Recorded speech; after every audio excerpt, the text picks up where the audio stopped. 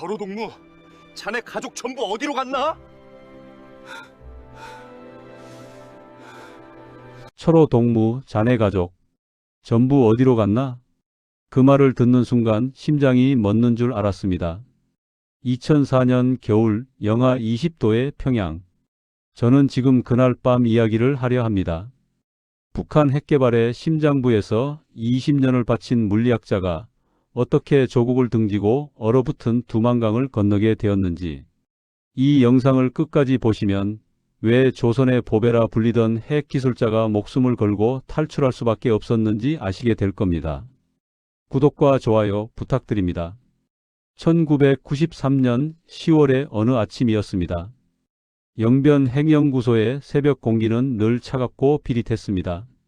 쇳가루와 화학약품이 섞인 그 특유의 냄새. 20년이 지난 지금도 그 냄새만 떠올리면 속이 뒤집힙니다. 저는 매일 새벽 5시에 일어나 영구동으로 향했습니다.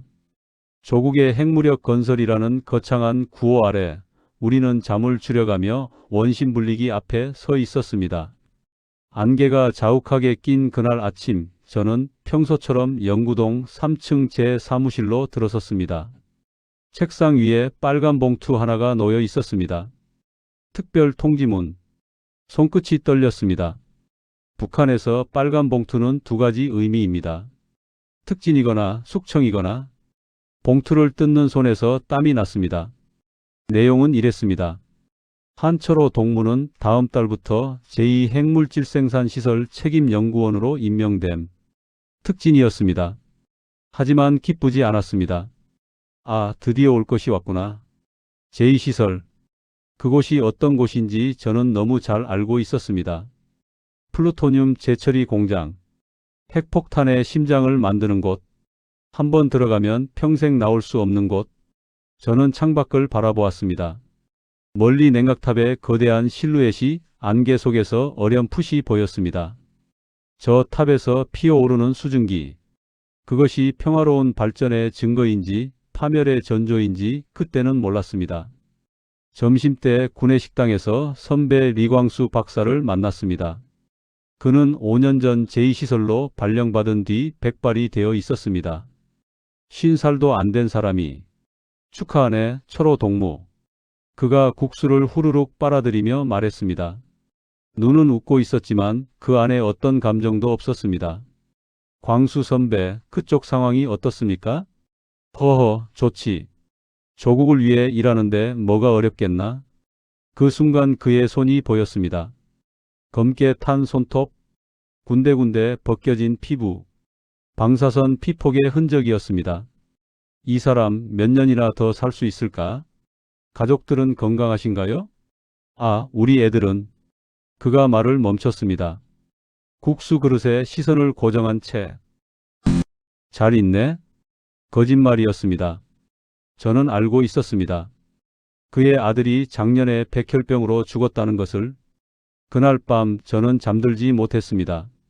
옆에서 아내 순이가 고르게 숨을 쉬고 있었습니다. 아이들 방에서는 명철이와 은별이가 자는 소리가 희미하게 들렸습니다. 평양의 밤은 고요했습니다. 정전이라 가로등도 꺼져 있었고 창밖은 칠흑 같았습니다. 그 어둠 속에서 저는 천장만 바라보았습니다. 내가 저 시설에 들어가면 가족들은 어떻게 되지? 리광수 선배의 까맣게 탄 손톱이 자꾸 떠올랐습니다. 그리고 그의 아들, 14살의 죽은 아이. 그때 아내가 뒤척이며 제 손을 잡았습니다. 무의식 중의 한 행동이었겠지만 그 따뜻한 손길에 눈물이 날 뻔했습니다. 이 손을 놓을 수는 없어. 그날 밤 저는 처음으로 탈북이라는 단어를 떠올렸습니다. 물론 그것이 얼마나 무모한 생각인지 알고 있었습니다. 핵 기술자가 도망친다. 잡히면 3대가 수용소행입니다. 하지만 씨앗은 이미 심어졌습니다. 그리고 11년 후 그 씨앗은 결국 싹을 틔우게 됩니다. 저와 제 가족을 영원히 바꿔놓을 그 운명의 밤을 향해서. 다음 이야기에서는 제가 왜 11년이나 그 결심을 미뤘는지, 그리고 무엇이 저를 결국 움직이게 만들었는지 말씀드리겠습니다. 그것은 제 딸 은별이와 관련된 일이었습니다. 2004년 12월 평양 11년이 흘렀습니다.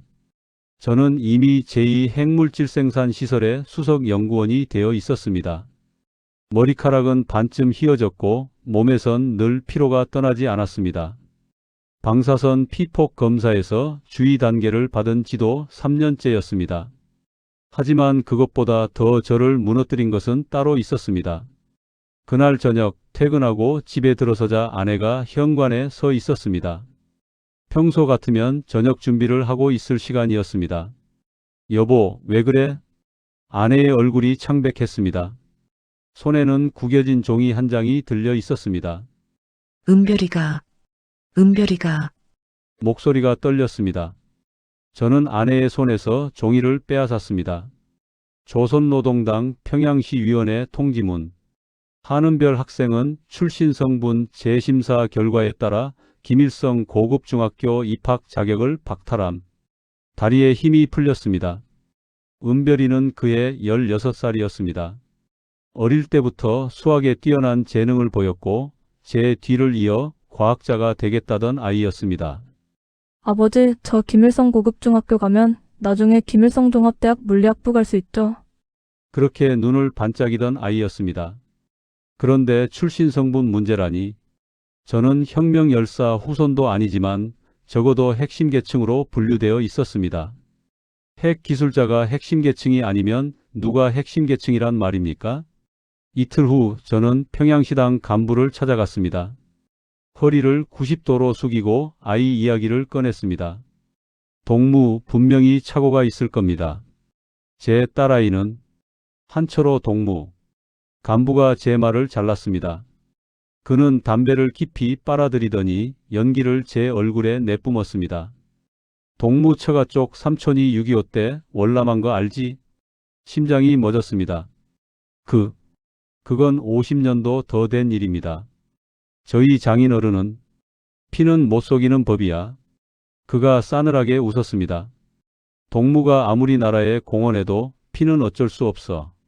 다행히 동무 자식들은 동요계층으로 재분류된 거야. 수용소 안 간 것만 해도 감사히 여기라고. 동요계층. 그 말이 머릿속에서 맴돌았습니다. 동요계층이 되면 대학도 못 가고 좋은 직장도 못 얻고 평생 천덕꾸러기로 살아야 합니다.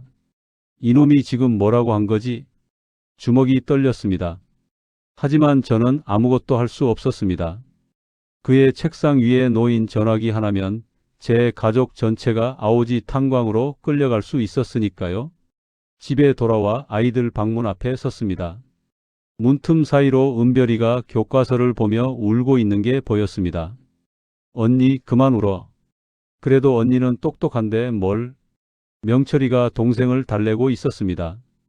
19살 군사 대학생인 명철이는 이미 상황을 이해하고 있는 눈치였습니다. 명철아, 넌 괜찮아. 넌 군인이 될 수 있잖아. 나는 이제 아무것도 못해. 은별이가 흐느꼈습니다. 가슴이 칼로 베이는 것 같았습니다. 내가 20년을 바친 나라가 내 딸에게 해준 게 이거야? 저는 발걸음을 돌려 부엌으로 갔습니다. 아내가 멍하니 식탁에 앉아 있었습니다. 여보. 제가 불렀지만 아내는 대답이 없었습니다. 그녀의 눈은 어딘가 먼 곳을 보고 있었습니다. 내가 그때 오빠 말 듣고 남한으로 갔으면 아내가 중얼거렸습니다. 뭐라고? 아무것도 아니에요. 아내가 고개를 저었습니다. 하지만 저는 들었습니다. 아내의 삼촌, 그러니까 6.25 때 월남한 그 사람. 전쟁 전에 아내 어머니에게 같이 가자고 했다는 이야기를 들은 적이 있었습니다. 그때 갔으면 지금쯤. 저도 모르게 그런 생각을 했습니다. 그리고 스스로 놀랐습니다. 나 지금 무슨 생각을 하는 거지? 그날 밤 저는 다시 잠들지 못했습니다. 11년 전 그 밤처럼 천장만 바라보았습니다. 하지만 이번에는 달랐습니다. 11년 전에는 막연한 두려움이었다면 이번에는 분명한 분노였습니다. 새벽 3시쯤 되었을까요? 아내가 눈을 떴습니다. 여보, 왜 안 자요? 순이야. 저는 아내의 손을 잡았습니다. 어둠 속에서 아내의 눈이 빛났습니다. 나 결심했어. 무슨 결심이요? 탈북. 아내의 몸이 굳었습니다. 한참 동안 아무 말이 없었습니다. 저는 아내가 기겁하며 말릴 줄 알았습니다. 그런데 나도 그 생각하고 있었어요. 아내가 제 손을 꽉 쥐었습니다. 손이 떨리고 있었습니다. 은별이가 저렇게 울 때 그 생각밖에 안 났어요. 이 나라에서는 아무리 발버둥 쳐도 안 된다고. 우리 아이들한테 이런 인생을 물려줄 순 없다고. 눈물이 흘렀습니다. 저도 아내도. 그 순간 저는 깨달았습니다. 돌아올 수 없는 강을 건너기로 한 것입니다. 성공하면 자유, 실패하면 죽음. 그 둘 사이에 다른 선택지는 없었습니다. 그런데 한 가지 문제가 있었습니다. 아이들에게 어떻게 말하지? 특히 명철이 김일성 군사종합대학에서 장교가 되기 위해 이를 악물고 있는 아들.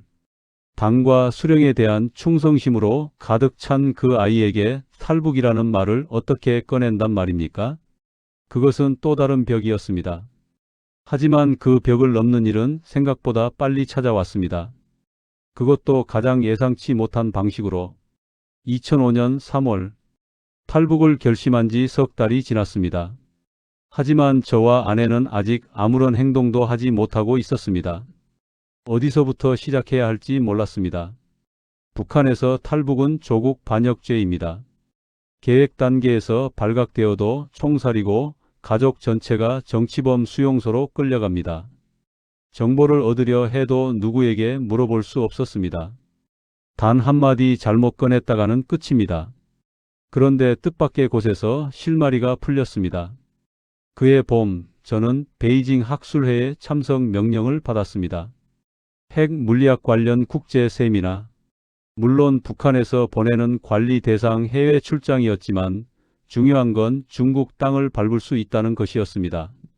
출장 전날 밤 저는 처음으로 구체적인 계획을 세우기 시작했습니다. 베이징에 도착한 날 저는 감시원 2명과 함께 호텔에 묵었습니다. 방도 같이 쓰고 화장실도 함께 갔습니다. 숨 쉴 틈도 없는 감시였습니다. 하지만 학회 둘째 날 오후 기회가 왔습니다. 휴식 시간에 화장실에 갔는데 감시원 한 명이 갑자기 배탈이 났습니다. 다른 한 명이 그를 데리고 화장실 안으로 들어갔습니다. 지금이다. 저는 조용히 화장실을 빠져나와 호텔 로비로 향했습니다. 심장이 터질 것 같았습니다. 발걸음은 평상시처럼 하지만 빠르게. 로비 한쪽에 공중전화가 있었습니다. 저는 떨리는 손으로 수화기를 들었습니다. 미리 외워둔 번호를 눌렀습니다. 그 번호는 아내의 삼촌, 그러니까 6.25 때 월남한 분의 아들 연락처였습니다.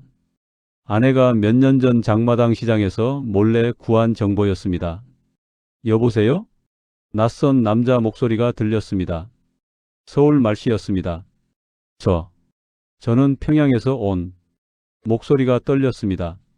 순희 씨 남편 되시는 분이죠? 상대방이 먼저 말했습니다. 저는 놀라서 수화기를 놓칠 뻔했습니다. 어떻게 아셨습니까? 기다리고 있었습니다. 고모님께서 편지 보내셨어요. 돌아가시기 전에. 아내 어머니가 돌아가시기 전에 남한의 친척에게 편지를 보냈다는 사실을 저는 그때 처음 알았습니다. 탈북 생각 있으시면 제가 도와드리겠습니다. 자세한 건 나중에 연락드릴게요. 지금은 끊으세요. 오래 통화하면 위험합니다. 통화는 1분도 안 됐습니다. 하지만 그 짧은 순간 어둠 속에서 한 줄기 빛이 보였습니다. 호텔로 돌아오는 길, 심장이 아직도 두근거렸습니다. 감시원들은 제가 잠깐 사라진 것을 알아차리지 못한 것 같았습니다. 이걸 성공시킬 수 있을지도 모르겠어. 그날 밤 저는 호텔 메모지에 몰래 지도를 그렸습니다. 평양에서 중국 국경까지, 두만강을 건너 연길로, 거기서 브로커를 만나 동남아로, 그리고 한국 대사관으로 수천 킬로미터의 여정이었습니다. 그림을 다 그리고 나서 저는 그 종이를 씹어 삼켰습니다. 증거가 남으면 안 됐으니까요. 평양으로 돌아온 후 저는 더 조심스럽게 움직였습니다. 가장 먼저 한 일은 돈을 모으는 것이었습니다. 탈북에는 엄청난 돈이 필요하다는 걸 알고 있었습니다. 브로커 비용, 뇌물, 숙식비, 최소 미화 5,000달러는 있어야 했습니다. 저는 연구소에서 몰래 쓸 수 있는 자원들을 조금씩 빼돌리기 시작했습니다. 실험 장비 일부를 장마당에 팔고 특별 배급품도 현금화했습니다. 위험한 일이었지만 다른 방법이 없었습니다. 여보, 이거 너무 위험한 거 아니에요? 아내가 걱정했습니다. 어쩔 수 없어. 맨손으로 탈북할 순 없잖아. 하지만 들키면 안 들킨다. 조심하면 돼. 저는 단호하게 말했지만 사실 저도 무서웠습니다. 매일 밤 보이부 요원이 문을 두드리는 악몽을 꿨습니다. 여름이 다가올 무렵 마침내 명철이와 이야기할 기회가 왔습니다. 명철이가 휴가를 받아 집에 온 것입니다. 군복 차림의 아들은 어느새 저보다 키가 컸습니다. 어깨도 넓어지고 눈빛도 단단해졌습니다. 저녁을 먹고 저는 명철이를 베란다로 불렀습니다. 평양의 밤하늘엔 별이 거의 보이지 않았습니다. 정전으로 어두운 도시 위로 희미한 별 몇 개만 떠 있었습니다. 명철아. 네, 아버지. 너한테 할 말이 있다. 저는 깊이 숨을 들이쉬었습니다. 다음 말이 우리 가족의 운명을 결정할 것이었습니다. 우리 가족이 이 나라를 떠나려고 한다. 명철이의 표정이 굳었습니다. 한참 동안 아무 말이 없었습니다. 저는 아들이 소리를 지르거나 아니면 저를 신고하겠다고 할까봐 두려웠습니다. 그런데 명철이가 한 말은 예상 밖이었습니다. 아버지, 저도 알고 있었습니다. 뭘? 이 나라가 썩었다는 거요. 아들이 고개를 숙였습니다. 군사대학에서 보면 알아요. 간부 자식들은 뭘 해도 봐주고 우리 같은 건 아무리 열심히 해도 한계가 있다는 거. 은별이 일듣고 저도 많이 생각했습니다. 저는 아들을 껴안았습니다. 말이 나오지 않았습니다. 이 아이도 이미 알고 있었구나. 이 나라의 진짜 모습을. 명철아, 위험한 길이다. 잡히면 다 죽어. 알아요. 하지만 여기 있어도 죽는 거 마찬가지잖아요. 느리게 죽느냐, 빠르게 죽느냐 차이예요. 19살 아들의 입에서 나온 말이라고는 믿기지 않았습니다. 하지만 그것이 진실이었습니다. 그날 밤 우리 가족 4명은 처음으로 함께 탈북 계획을 논의했습니다. 방 안에 촛불 하나를 켜고 저는 중국 지도를 펼쳤습니다. 루트는 이렇다. 평양에서 회령까지 기차로 이동. 거기서 두만강을 건너 연길로. 연길에서 브로커를 만나서 동남아로 간다. 그리고 한국 대사관에 들어가면 끝이야. 은별이가 지도를 들여다보았습니다. 아버지, 이거 정말 할 수 있을까요? 저는 딸의 눈을 바라보았습니다. 두려움과 희망이 섞인 눈. 할 수 있다. 반드시. 하지만 속으로는 저도 몰랐습니다. 이 계획이 성공할지 아니면 우리 모두를 죽음으로 몰고 갈지. 그리고 바로 그때 예상치 못한 인물이 우리 앞에 나타났습니다. 제 대학 동기이자 지금은 국가보위부 간부인 박동식. 그가 저를 찾아온 것입니다. 2005년 9월의 어느 저녁이었습니다. 퇴근하고 집에 돌아오니 현관 앞에 검은 볼가 승용차 한 대가 서 있었습니다. 보위부 차량이었습니다. 심장이 덜컥 내려앉았습니다. 들켰나? 다리가 후들거렸습니다. 하지만 도망칠 수는 없었습니다. 저는 떨리는 다리를 이끌고 현관문을 열었습니다. 거실에 한 남자가 앉아 있었습니다. 보위부 대좌 대령 제복을 입은 남자. 그의 얼굴을 보는 순간 저는 멈춰 섰습니다. 오랜만이네, 초로. 박동식이었습니다. 30년 전 김일성 종합대학에서 함께 물리학을 공부하던 동기. 졸업 후 그는 보위부로 갔고 저는 연구소로 갔습니다. 그 후로 연락이 끊겼던 사람이었습니다. 동식이, 아니, 박 대좌 동무. 무슨 일로? 허허, 뭘 그렇게 딱딱하게 굴어. 옛날 친구잖아. 그가 웃었습니다. 하지만 그 웃음이 전혀 따뜻하게 느껴지지 않았습니다. 아내가 떨리는 손으로 차를 내왔습니다. 은별이와 명철이는 방에서 나오지 말라고 신호를 보냈습니다. 댁이 순이 동무시구먼. 얼굴이 참 곱소. 박동식이 아내를 훑어보며 말했습니다. 아내의 어깨가 움찔했습니다. 저는 그의 맞은편에 앉았습니다. 탁자 위로 팽팽한 긴장감이 흘렀습니다. 동식아, 바쁠 텐데 뭔 일로 왔나? 응, 사실 좀 물어볼 게 있어서. 그가 찻잔을 들었습니다. 한 모금 마시고 천천히 내려놓았습니다. 너 베이징 갔을 때 호텔 로비에서 전화했지? 피가 얼어붙었습니다. 알고 있었어. 이 자식이. 하지만 저는 표정을 바꾸지 않으려 애썼습니다. 전화? 무슨 전화? 국제전화 말이야. 누구한테 했어? 아, 그거. 학회 관계자한테 일정 확인 전화했지. 왜? 그래? 박동식이 고개를 갸웃했습니다. 근데 이상하네. 그 번호가 한국 번호던데. 심장이 멎을 뻔했습니다. 하지만 저는 침착하게 대답했습니다. 한국? 말도 안 돼. 중국 번호였어. 그래, 그럼 내가 잘못 본 거겠지. 그가 다시 웃었습니다. 믿지 않는 눈이었습니다. 이 자식 확실한 증거는 없는 거야. 떠보는 거다. 저는 속으로 되뇌었습니다. 침착해야 한다. 여기서 무너지면 끝이다. 그나저나 요즘 가족들은 잘 지내? 박동식이 화제를 바꿨습니다. 응, 뭐 그럭저럭. 아들이 군사대학이라며? 대단하네. 딸은? 딸은 집에서 공부하고 있어. 아, 그 출신 성분 문제 때문에 학교 못 갔다지? 안 됐네. 그가 혀를 찼습니다. 하지만 눈은 웃고 있었습니다. 비웃는 것이었습니다. 이 자식이 정말.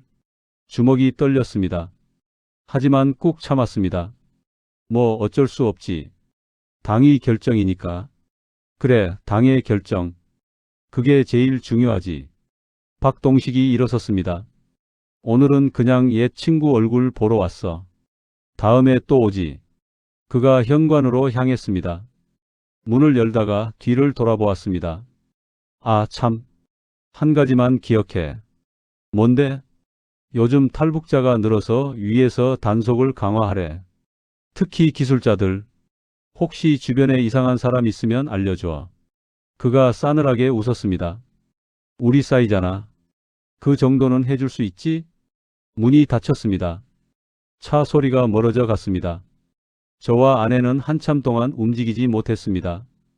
그날 밤 저는 잠을 이룰 수 없었습니다. 박동식이 알고 있다. 확실한 증거는 없지만 의심하고 있어. 어떻게 해야 하지?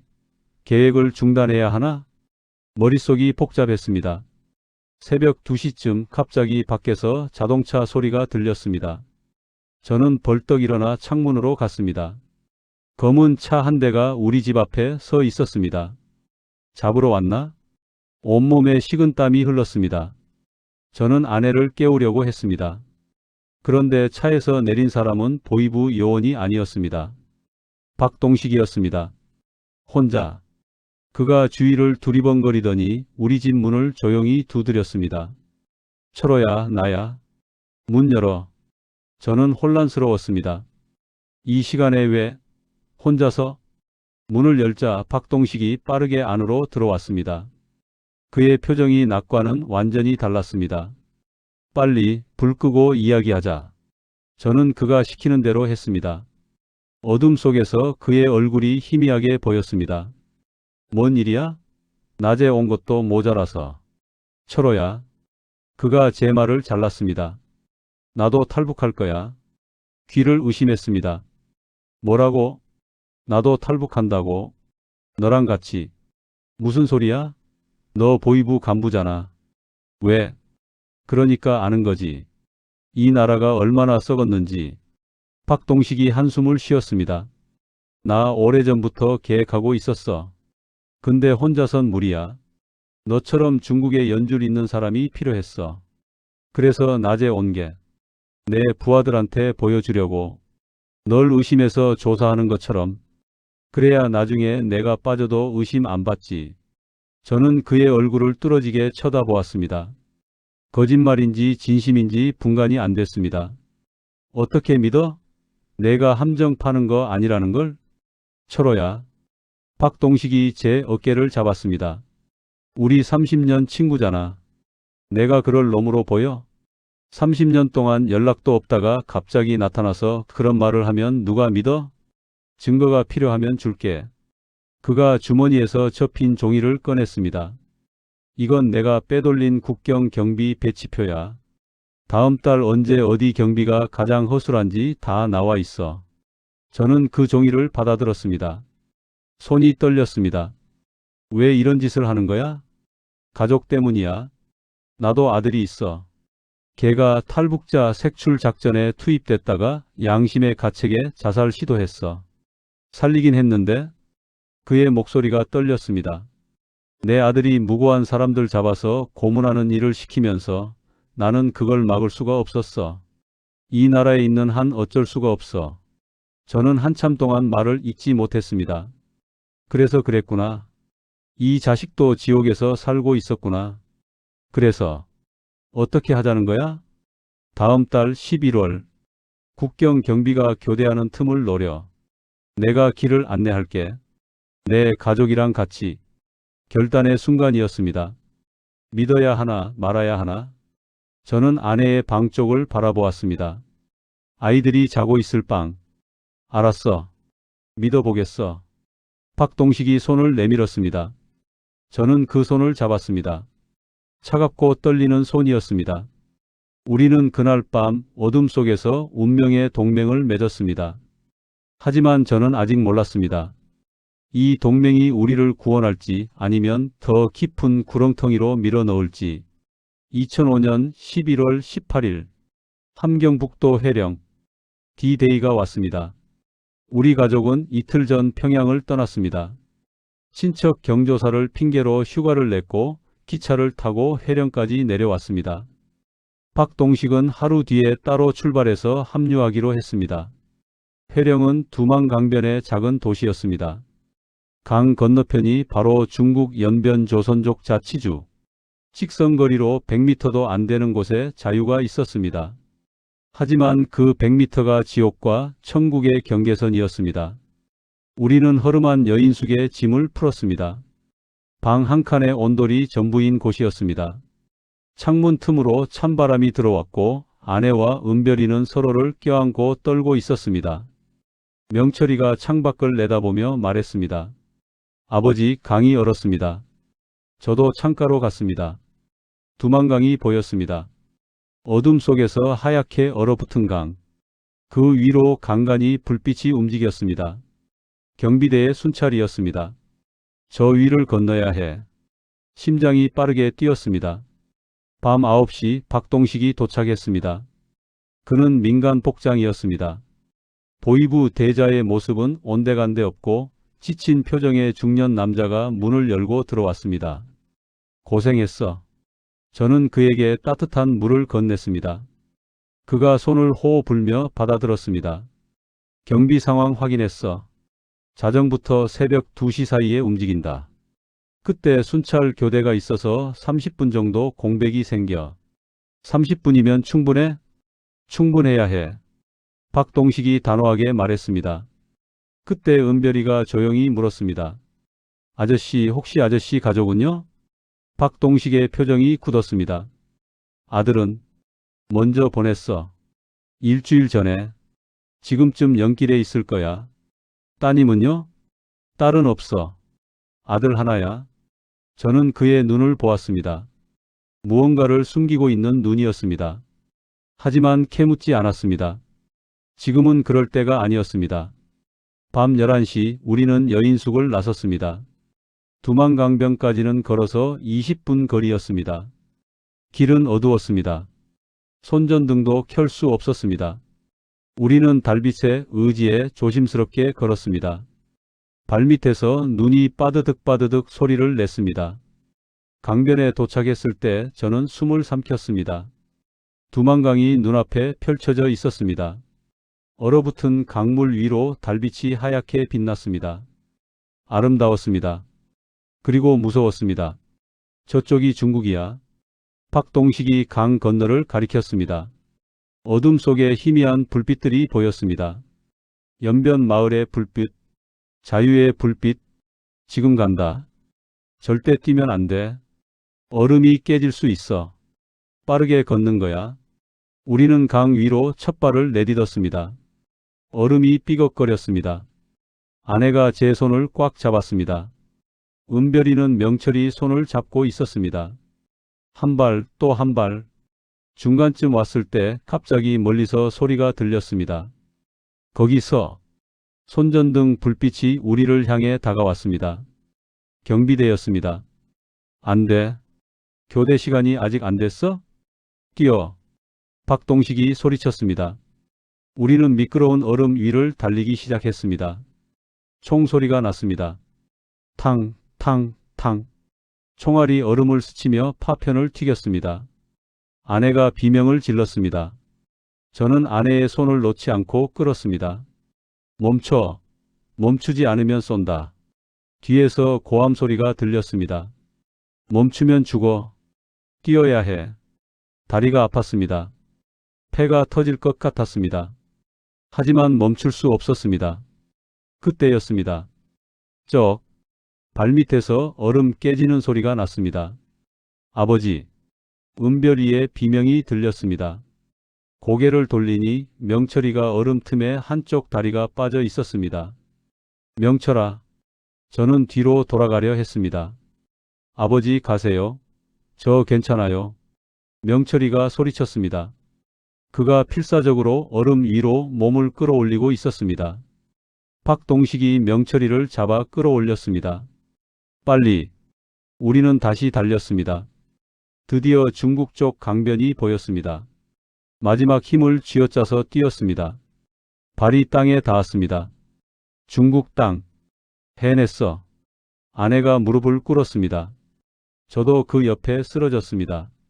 뒤를 돌아보니 북한 쪽 경비대가 강변에 서서 이쪽을 노려보고 있었습니다. 하지만 더 이상 쫓아오지는 않았습니다. 중국 영토에는 함부로 들어올 수 없으니까요. 우리는 해낸 것이었습니다. 하지만 기쁨은 오래가지 않았습니다. 박동식이 숨을 헐떡이며 말했습니다. 빨리 이동해야 해. 중국 공안도 탈북자 잡으면 북송시켜. 북송. 그 단어에 등골이 오싹해졌습니다. 중국에서 잡혀서 북한으로 보내지면 즉결 처형이었습니다.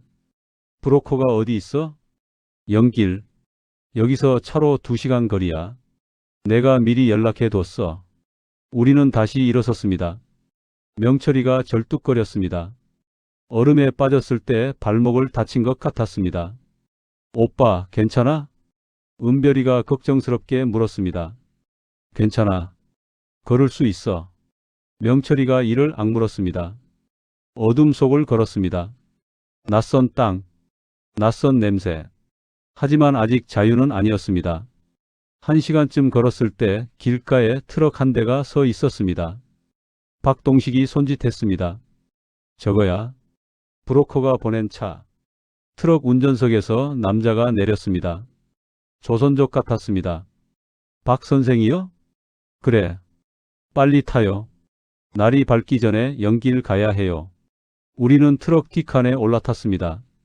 집더미 사이에 몸을 숨겼습니다. 차가 출발했습니다. 덜컹거리는 트럭 안에서 저는 아내의 손을 잡았습니다. 여보, 해냈어. 아직이에요. 아직 멀었어요. 아내가 작게 말했습니다. 맞는 말이었습니다. 두만강을 건넌 것은 시작일 뿐이었습니다. 한국까지는 아직 수천 킬로미터가 남아 있었습니다. 그리고 그 수천 킬로미터가 우리에게 얼마나 큰 시련을 줄지 그때는 상상도 못했습니다. 2005년 11월 21일 연변 어딘가 트럭이 멈췄습니다. 눈을 뜨니 허름한 창고 같은 곳이었습니다. 나무 벽 사이로 차가운 바람이 들어왔고 바닥은 흙이었습니다. 집더미 위에서 우리 가족은 꾸역꾸역 몸을 일으켰습니다. 여기서 며칠 기다려야 해요. 브로커가 말했습니다. 리 선생이라고 했습니다. 50대 조선족 남자. 눈빛이 날카롭고 말이 없는 사람이었습니다. 며칠이요? 왜요? 동남아 루트 점검 중이에요. 중국 공안이 요즘 단속 심하게 해서 움직이면 잡혀요. 비용은 일단 인당 2,000달러. 태국까지 가면 3,000달러 더. 저는 고개를 끄덕였습니다. 준비한 돈으로 충분했습니다. 먹을 건 여기 있고 밖에 절대 나가지 마세요. 나갔다간 다 죽어요. 리 선생이 라면 박스와 생수를 내려놓고 떠났습니다. 창고 문이 닫혔습니다. 어둠 속에서 우리 5명은 서로를 바라보았습니다. 박동식, 아내, 명철이, 은별이, 그리고 나. 여기까지는 왔다. 하지만 이제부터가 진짜 시작이야. 첫째 날은 괜찮았습니다. 둘째 날도 버틸만 했습니다. 셋째 날부터 문제가 시작되었습니다. 은별이가 기침을 하기 시작했습니다. 처음에는 가벼운 감기인 줄 알았습니다. 두만강 건널 때 젖은 옷을 입고 있어서 그런가 보다 했습니다. 하지만 넷째 날 아침 은별이는 일어나지 못했습니다. 은별아? 은별아. 아내가 딸의 이마를 짚었습니다. 이마가 불덩이처럼 뜨거웠습니다. 열이 펄펄 끓어요. 저는 은별이 옆으로 달려갔습니다. 아이의 얼굴이 빨갛게 달아올라 있었습니다. 숨소리가 거칠었습니다. 아, 아버지. 은별이가 가느다란 목소리로 불렀습니다. 응, 아버지 여기 있어. 괜찮아. 금방 나을 거야. 하지만 괜찮지 않다는 걸 알았습니다. 이건 보통 감기가 아니었습니다. 폐렴 증상이었습니다. 약을 구해야 해. 박동식이 말했습니다. 밖에 나가면 안 된다고 했잖아. 그렇다고 애를 이대로 둘 수는 없잖아. 명철이가 소리쳤습니다. 발목 부상으로 절뚝거리면서도 동생 곁을 떠나지 않았습니다. 내가 나갈게. 박동식이 일어섰습니다. 위험해. 나는 중국어 좀 해. 그리고 그가 잠시 말을 멈추었다가 이어갔습니다. 보이부에서 배운 게 하나 있어. 눈에 띄지 않고 움직이는 법. 그가 창고 문을 열고 나갔습니다. 저는 은별이 손을 잡고 앉아 있었습니다. 아이의 손이 불에 댄 것처럼 뜨거웠습니다. 제발, 제발 사라져. 기도라는 걸 해본 적이 없었습니다. 주체 사상을 배우며 자란 사람이 무슨 신에게 기도를 합니까? 하지만 그 순간 저는 무엇이든 빌었습니다. 여보, 은별이가. 아내가 울었습니다. 괜찮아. 동식이가 약 구해올 거야. 괜찮아. 저는 아내를 안았습니다. 하지만 제 목소리도 떨리고 있었습니다. 2시간 후 박동식이 돌아왔습니다. 손에 비닐봉지를 들고 있었습니다. 약 구했어. 해열제랑 항생제. 약국에서 샀어. 고맙다, 동식아. 저는 봉지를 받아들었습니다. 손이 떨렸습니다. 은별이에게 약을 먹였습니다. 물을 조금씩 적셔가며 억지로 목구멍으로 넘겼습니다. 그날 밤 저는 한숨도 자지 못했습니다. 은별이 옆에 앉아서 이마에 젖은 수건을 올려주고 열이 내리기를 기다렸습니다. 새벽녘 은별이가 눈을 떴습니다. 아버지. 응. 아버지 여기 있어. 저 죽는 건가요? 심장이 무너지는 것 같았습니다. 무슨 소리야? 절대 안 죽어. 아버지가 끝까지 지켜줄 거야. 은별이가 희미하게 웃었습니다. 아버지 미안해요. 저 때문에? 미안하긴 뭐가 미안해. 넌 아무 잘못 없어. 저는 아이의 손을 꽉 잡았습니다. 너 때문에 여기까지 온 거야. 내가 웃는 모습을 보려고. 자유로운 땅에서 내가 꿈을 이루는 걸 보려고. 닷새째 되던 날 리 선생이 다시 나타났습니다. 문제 생겼어요. 그의 표정이 어두웠습니다. 무슨 문제요? 박 선생 약국 가신 거 중국 공안한테 걸렸어요. CCTV에 찍혔대요. 조선족 같지 않은 사람이 약 사간 거. 숲에 내려졌어요. 피가 얼어붙었습니다. 그럼 우리 어떻게 해요? 여기 더 있으면 안 돼요. 이동해야 해요. 오늘 밤.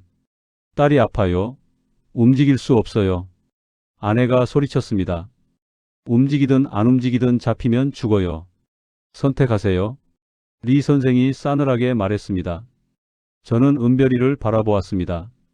열은 조금 내렸지만 아직 제대로 걸을 수 있는 상태가 아니었습니다. 어떻게 해야 하지? 내가 업을게요.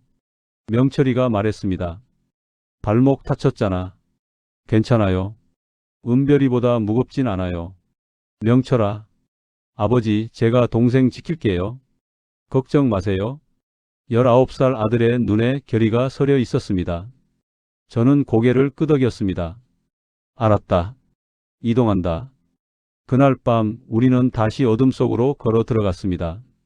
명철이가 등에 은별이를 업고 절뚝거리며 걸었습니다. 아내가 울음을 참으며 따라왔습니다. 어디로 가는지도 몰랐습니다. 언제 끝날지도 몰랐습니다. 이것이 정말 자유를 향한 길인지 아니면 죽음을 향한 길인지 그때 저는 몰랐습니다. 가장 어두운 순간은 아직 오지 않았다는 것을. 2005년 11월 27일 랴오닝성 선양.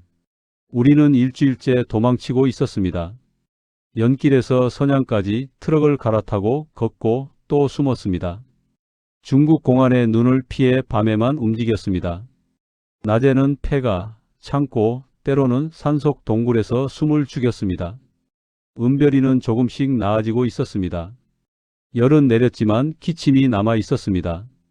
명철이는 발목이 부어올라 제대로 걷지 못했습니다. 아내는 말수가 줄었습니다. 박동식은 시간이 갈수록 초조해졌습니다. 선양에 도착했을 때 리 선생이 말했습니다. 여기서 다른 브로커한테 넘깁니다. 베트남 루트로 갈 거예요. 베트남이요? 라오스 거쳐서 태국으로. 거기서 한국 대사관 들어가면 돼요. 아직 수천 킬로미터가 남아 있었습니다.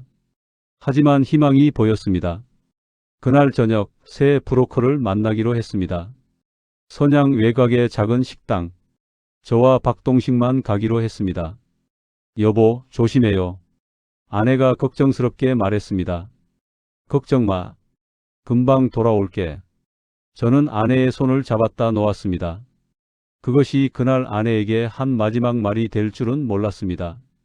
식당에 들어서자마자 느낌이 이상했습니다. 손님이 없었습니다. 빈 테이블만 줄지어 있었고 주방에서도 아무 소리가 나지 않았습니다.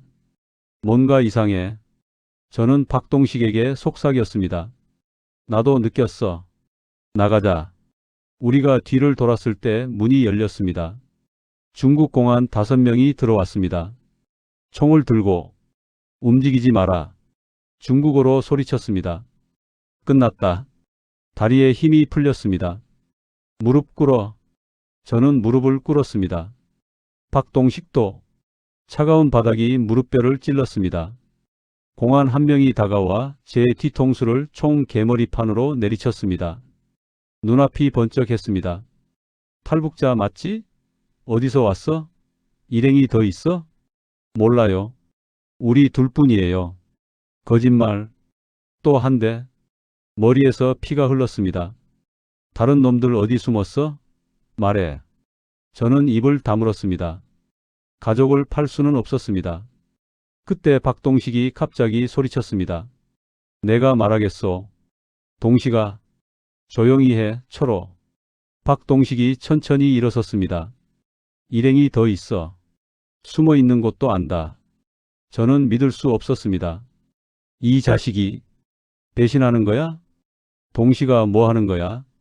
미안해, 철호. 내 아들이. 박동식의 눈에 눈물이 고였습니다. 내 아들이 인질로 잡혀 있어. 처음부터 이게 함정이었어. 나. 선택의 여지가 없었어. 세상이 무너졌습니다. 처음부터? 그럼 두만강도 여기까지 도망친 것도 전부 연극이었단 말이야? 제 가족만은 제발. 저는 바닥에 이마를 찍었습니다. 살려주세요. 저만 잡아가세요. 제 가족은? 공안들이 웃었습니다. 걱정 마라. 가족도 곧 잡아. 그 순간 밖에서 소란이 일었습니다. 총소리가 났습니다. 공안들이 밖을 향해 고개를 돌렸습니다. 뭐야? 문이 벌컥 열렸습니다. 리 선생이었습니다. 그 뒤에 검은 옷을 입은 사람들이 있었습니다. 이 새끼들, 내 거래 방해해? 리 선생이 권총을 들고 있었습니다. 그가 총을 쏘았습니다. 공안 한 명이 쓰러졌습니다. 순식간에 난장판이 되었습니다. 저는 혼란 속에서 박동식을 보았습니다. 그가 제게 달려왔습니다. 철호야, 도망쳐. 가족 데리고 도망쳐. 뭐? 나. 처음부터 이중 간첩이었어. 북한 보위부 지시로 탈북자 색출하는 임무였어. 하지만 내 가족 보고 마음이 바뀌었어. 진짜로. 총알이 날아다녔습니다. 시간 없어. 뒷문으로 가. 가족 숨긴 곳 알아? 알아. 데리고 도망쳐. 리 선생이 시간 벌어줄 거야. 저 사람도 내 편이야. 저는 이해할 수 없었습니다. 왜 이러는 거야? 속죄야. 내가 지은 죄가 너무 많아. 최소한 내 가족은 살려야 내가 사람 구실하는 거지. 박동식이 저를 밀었습니다. 가. 저는 뒷문으로 달렸습니다. 뒤에서 총소리가 계속 났습니다. 정신없이 달렸습니다. 가족이 숨어 있는 곳으로. 허름한 여관 지하 창고. 문을 열었을 때 아내가 비명을 질렀습니다. 여보, 무슨 일이에요? 피가. 설명할 시간 없어. 지금 당장 떠나야 해. 저는 가족을 이끌고 여관을 빠져나왔습니다. 명철이가 은별이를 부축했습니다. 아버지, 박 아저씨는요? 명철이가 물었습니다. 저는 대답하지 못했습니다. 우리는 어둠 속으로 사라졌습니다. 그 후로 박동식을 다시 보지 못했습니다. 그가 살았는지 죽었는지도 모릅니다. 하지만 그날 그가 한 말은 평생 잊지 못합니다. 최소한 내 가족은 살려야 내가 사람 구실하는 거지. 배신자였지만 마지막 순간에 사람이 되려 했던 남자. 그 덕분에 우리는 살아남았습니다. 하지만 아직 끝이 아니었습니다. 가장 긴 여정이 우리를 기다리고 있었습니다.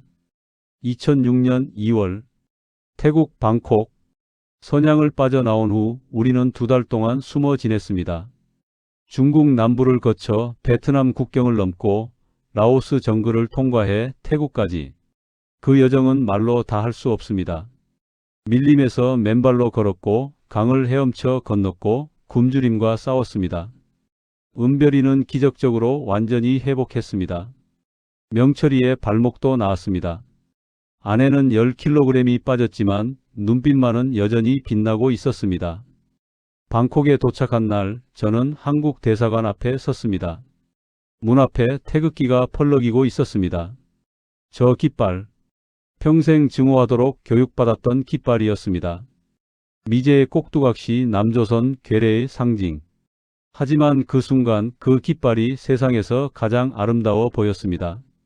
저는 무릎이 꺾였습니다. 대사관 정문 앞에서 무릎을 꿇고 울었습니다. 끝났어. 드디어 끝났어. 아내가 제 어깨를 감쌌습니다. 명철이와 은별이도 옆에 섰습니다. 우리 가족은 그렇게 한참을 울었습니다. 대사관에 들어가자 직원이 우리를 안내했습니다. 고생 많으셨습니다. 이제 안전합니다. 그 한마디에 모든 긴장이 풀렸습니다. 영사가 와서 몇 가지 질문을 했습니다. 이름, 출신, 직업, 탈북 경위. 저는 핵 연구원이었다고 말했습니다. 영사의 눈이 커졌습니다. 영변 핵시설에서 일하셨다고요? 네. 20년 넘게. 서울에서 분들이 오실 겁니다. 조금만 기다려주세요. 며칠 후 한국에서 사람들이 왔습니다. 정보기관 직원들이었습니다. 그들은 저에게 많은 것을 물었습니다. 핵시설 구조, 연구 내용, 인력 배치. 저는 아는 것을 모두 말했습니다. 20년 동안 지켜온 비밀. 조국의 핵무기 개발에 바친 모든 시간. 그것을 토해내는 기분은 묘했습니다. 해방감과 죄책감이 뒤섞인. 한 박사님, 이 정보가 많은 도움이 될 겁니다. 정보요원이 고개를 숙였습니다. 대한민국 정부를 대표해서 감사드립니다. 저는 쓴웃음을 지었습니다. 감사할 일인가? 나는 그저 내 가족을 살리려 했을 뿐인데. 2006년 4월 대한민국 서울. 인천공항에 내렸을 때 저는 창밖을 바라보았습니다. 빌딩들이 하늘을 찌르고 있었습니다. 도로에는 자동차가 넘쳐났습니다. 사람들은 자유롭게 걷고 말하고 웃고 있었습니다. 이게 진짜야? 몇 달 전까지 저는 이 모든 것이 거짓말이라고 배웠습니다. 남조선 인민들은 미제에 착취에 신음하고 있다. 남조선은 지옥이다. 하지만 눈앞에 펼쳐진 것은 지옥이 아니었습니다. 하나원 탈북민 정착 지원 시설에서 석 달간 교육을 받았습니다. 남한 사회에 적응하는 법, 취업 방법, 금융 상식, 모든 것이 새로웠습니다. 명철이는 대학에 입학했습니다. 김일성 군사종합대학에서 배운 것은 쓸모가 없었지만 아이는 다시 시작했습니다. 공학을 전공하겠다고 했습니다. 은별이도 고등학교에 편입했습니다. 처음에는 따돌림을 받기도 했습니다. 말투가 다르고 문화가 달랐으니까요. 하지만 아이는 굽히지 않았습니다. 1년 후 반에서 1등을 했습니다. 아내는 피아노 학원 보조교사로 일하기 시작했습니다. 30년 만에 다시 잡은 피아노. 그녀는 가끔 밤에 혼자 피아노를 쳤습니다. 쇼팽의 녹턴. 그 소리를 들을 때마다 저는 울컥했습니다. 저는 아무것도 하지 않았습니다. 적어도 한동안은 핵물리학자라는 경력은 남한에서 쓸모가 없었습니다. 북한 핵 정보를 넘긴 대가로 정부에서 지원금을 받았지만 그것으로는 마음이 채워지지 않았습니다. 밤마다 악몽을 꿨습니다. 영변의 냉각탑, 방사선에 타들어 가는 동료들, 두만강이 총소리, 박동식의 마지막 얼굴. 저는 그때 비로소 알았습니다. 몸은 자유로워졌지만 마음은 아직 감옥 안에 있다는 것을. 2024년 현재 서울. 탈북한 지 18년이 지났습니다. 명철이는 엔지니어가 되었습니다. 좋은 회사에 다니고 결혼도 했습니다. 손자가 둘 있습니다. 은별이는 의사가 되었습니다. 어릴 때 아팠던 기억 때문인지 아픈 사람을 돕고 싶다고 했습니다. 지금은 대학병원에서 일하고 있습니다. 아내는 작은 피아노 학원을 운영합니다. 탈북민 아이들에게 무료로 피아노를 가르치기도 합니다. 그리고 저는 가끔 강연을 합니다. 대학교, 시민단체, 정부기관, 북한의 실상에 대해, 탈북의 과정에 대해, 자유의 의미에 대해 이야기합니다. 처음에는 말하는 것이 두려웠습니다. 북한의 남은 친척들이 보복당할까봐. 하지만 이제는 알겠습니다. 침묵은 공범이라는 것을. 며칠 전 손자가 물었습니다. 할아버지, 북한은 어떤 곳이에요? 저는 한참 생각했습니다. 북한은 할아버지가 태어난 곳이란다. 하지만 자유가 없는 곳이야. 자유가 없으면 어떻게 돼요? 숨을 쉴 수가 없어. 내가 하고 싶은 말, 하고 싶은 것을 할 수 없으면 살아도 사는 게 아니란다. 손자가 고개를 끄덕였습니다. 이해했는지는 모르겠습니다. 하지만 언젠가 알게 되겠지요. 자유가 얼마나 소중한지. 오늘도 저는 창밖을 바라봅니다. 서울의 밤하늘. 불빛이 가득합니다. 평양의 깜깜한 밤과는 달리 가끔 두만강을 건너던 그날 밤을 생각합니다. 얼어붙은 강, 귓가에 맴도는 총소리, 아이들을 부둥켜 안고 달리던 그 순간, 그리고 생각합니다. 그 선택이 옳았다고. 자유는 무겁습니다. 책임이 따르고 불안도 따릅니다. 하지만 그 무게를 감당할 가치가 있습니다. 왜냐하면 자유가 있어야 비로소 사람답게 살 수 있으니까요. 제 이야기를 들어주셔서 감사합니다. 아직도 북한에는 수천만 명이 감옥 같은 삶을 살고 있습니다. 그들을 잊지 말아주세요. 언젠가 그들도 자유의 공기를 마실 수 있는 날이 오기를. 그날을 위해 저는 오늘도 말합니다. 끝.